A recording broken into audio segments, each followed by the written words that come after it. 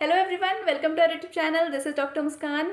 आज की वीडियो में हम बात करेंगे लास्ट 20 डेज में आपको कैसे पढ़ाई करनी है, क्या कुछ आपको करना है, क्या कुछ आपको छोड़ना है, क्या कुछ मेन पॉइंट्स रहेंगे जिसको आपको ध्यान में रखना है। लास्ट 20 डेज में स्मार्टली पढ़ना है।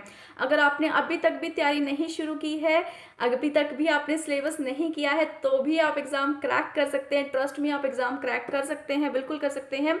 ऐसा मत सोचना कि हमने अभी तैयारी नहीं की है तो हम क्या ही कर लेंगे 20 दिन के अंदर अंदर, है ना। तो आप भी कर सकते हैं। आपको बस स्मार्टली पढ़ना रहेगा, इतना ही आपको करना है। और जिन बच्चों का ऑलरेडी सब कुछ हो चुका है, प्रिपरेशन हो चुकी है, तो उनको क्या कुछ करना रहेगा तो उनके लिए भी मैं बताऊंगी, ठीक है।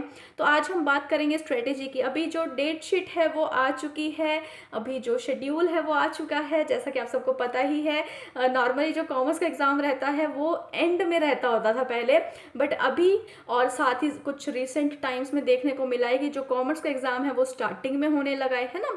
तो इस बार भी स्टार्टिंग में ही रख दिया है। इस बार भी 7 दिसंबर को आपका एग्जाम है, तो लगभग आपके पास अभी 20 डेज पड़े हैं। और जो स्टूडेंट्स का पेपर 2 कॉमर्स का नहीं है तो उनके लिए भी बहुत ज़्यादा टाइम नहीं पेंडिंग है, उनके लिए भी बस यही 20-25 दिन कुछ पड़े हैं एग्जाम के अंदर। तो इस टाइम पे आपको क्या करना रहेगा, क्या कुछ ऐसे पॉइंट्स हैं जो आपको ध्यान में रखने पड़ेंगे, पहली बात तो मैं आपको वो बताऊंगी।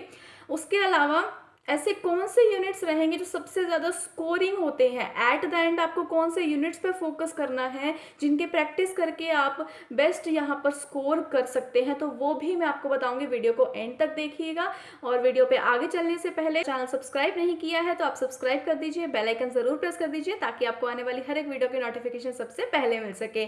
और साथ ही साथ आप हमारा टेलीग्राम चैनल भी ज्वाइन कर सकते हैं, और साथ ही साथ आपको एक लिंक मिलेगा एप्लीकेशन का, तो वो आप डाउनलोड करके वहाँ पे यूजीसी नेट एग्ज़ाम कोर्स के लिए आप एनरोल कर सकते हैं। उसके अलावा जो स्टूडेंट्स नए हैं और कॉमर्स के हैं जिनको नहीं पता है, तो लास्ट 20 डेज़ के अंदर अंदर यहाँ पर उनके लिए मैंने ऑलरेडी वीडियोस अपलोड की हुई हैं, मैराथन वीडियोस, रिविजनल वीडियोस। तो एट द एंड अभी आप वो सिंगल वीडियो देख करके आपका पूरा पूरा यूनिट हो सकता है, तो सिंगल वीडियो में आप पूरा यूनिट कर सकते हैं।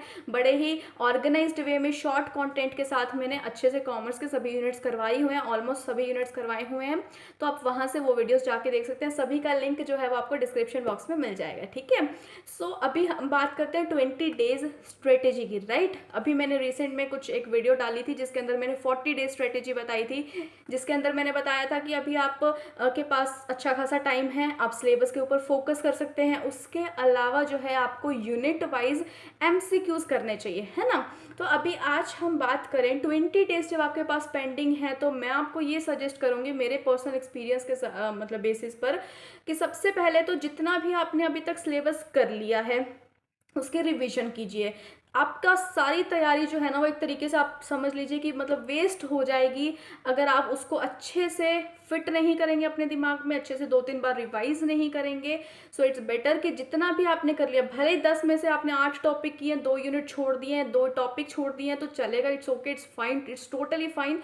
बट यहाँ पे आपको क्या चाहिए कि जितने भी हमने 8 टॉपिक किए हैं ना या 8 यूनिट किए हैं, तो उनको हम लोग अच्छे से करें, ठीक है।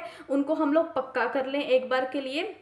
तो आपको उनके ऊपर फोकस करना, उनका एटलीस्ट आप सब कुछ करके जाओ, उनको एटलीस्ट आप डिटेल में करके जाओ, उनको पक्का करके जाओ, ठीक है। तो यहाँ पे पहला पॉइंट तो हो जाता है कि जितने भी आपने अभी तक शॉर्ट नोट्स बनाए हैं, या फिर मैंने आपको लास्ट वीडियो में भी बोला था, है ना, कि आप जब भी पढ़ते हैं या आपके पास जो भी नोट्स अवेलेबल हैं तो उनमें आप पॉइंट्स को हाईलाइट कीजिए, आप शॉर्ट नोट्स बनाइए। तो इट्स बेटर कि जो भी आपने अभी तक शॉर्ट नोट्स बनाए हैं या हाईलाइटेड पॉइंट्स है, वो मेन पॉइंट्स पढ़ के सभी सिलेबस को एक बार रिवाइज कर देना, ठीक है, अच्छे से रिवाइज कर देना। उसके बाद आता है सेकेंड पॉइंट, दैट इज बहुत बच्चों की ना ये प्रॉब्लम उनको फेस करने को मिलती है कि हम हमारे पास टाइम नहीं बचा और या हमारा पेपर छूट गया है ना।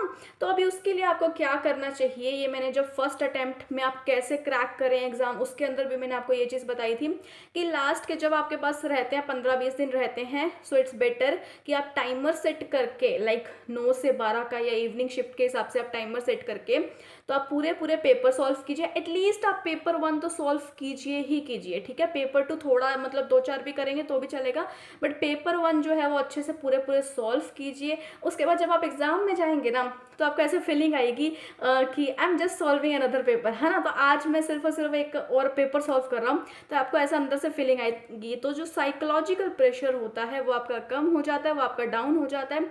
उसके अलावा जो टाइम मैनेजमेंट है वो अच्छे से हो जाती है, यानी कि आप टाइम को ईजिली मैनेज कर पाते हैं, क्योंकि प्रैक्टिस हो जाती है इतनी, है ना। प्रैक्टिस से इंसान परफेक्ट बनता है। तो वही वाली बात आ जाती है कि जितनी ज़्यादा प्रैक्टिस करेंगे उतना बढ़िया तरीके से आप वहाँ पे टाइम को भी मैनेज कर पाएंगे, साइकोलॉजिकल प्रेशर कम हो जाएगा।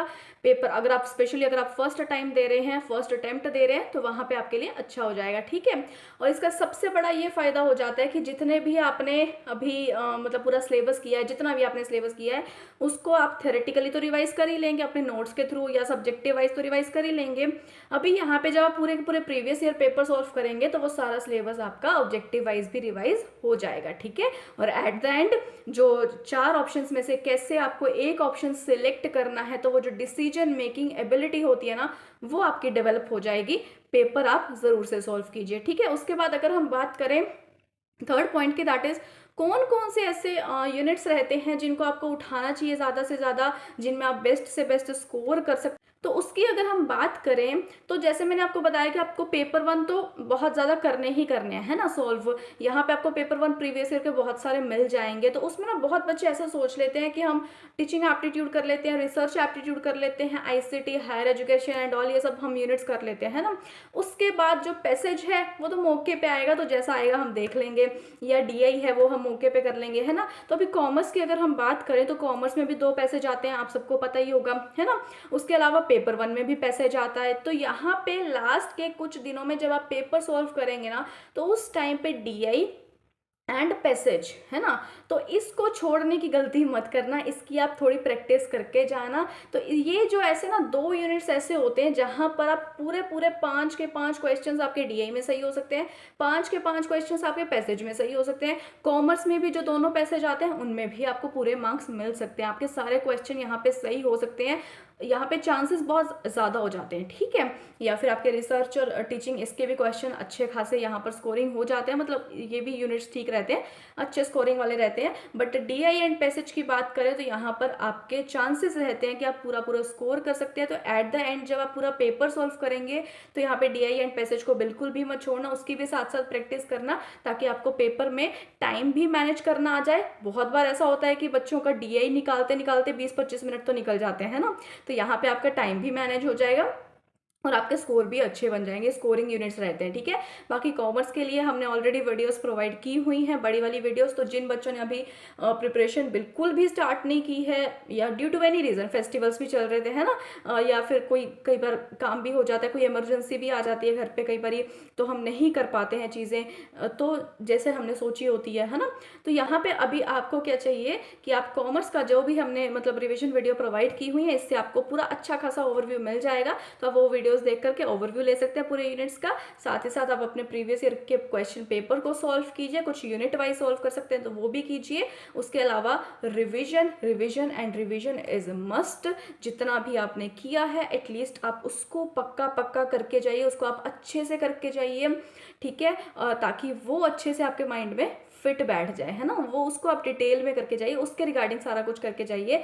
अगर 2 यूनिट्स छोड़ दिए हैं तो ठीक है, it's okay, it's fine, no issue, तो उसके आप एमसीक्यूज अकेले करके जा सकते हैं, ठीक है। सो ये आपको लास्ट के 20 डेज में करना रहेगा। सो आज के लिए इतना ही। कैसे लगी हो वीडियो प्लीज़ कॉमेंट करके ज़रूर बताइएगा, एंड ये स्ट्रेटेजी ज़रूर से फॉलो कीजिएगा, आपका एग्जाम डेफिनेटली क्रैक हो सकता है। All the very best for your preparation. आज के लिए इतना ही। Thank you so much.